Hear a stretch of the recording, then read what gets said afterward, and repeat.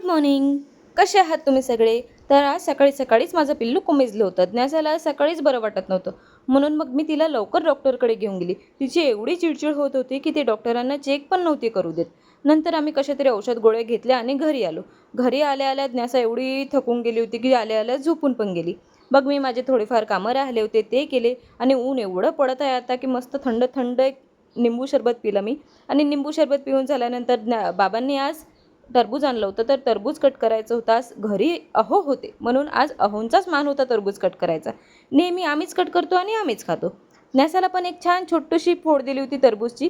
टरबूज होतं गोड गोड, पण ती आंबटाचं आहे अशी सांगत होती. आणि आज माझं एक पार्सल पण आलं होतं. न्यासासाठी मी वाईप्स बोलवले होते.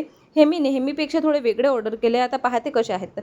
संध्याकाळी मग छान छान स्वयंपाक केला. स्वयंपाकामध्ये पण मी आज काही बनवलंच नव्हतं, माझं मूडच नव्हतं.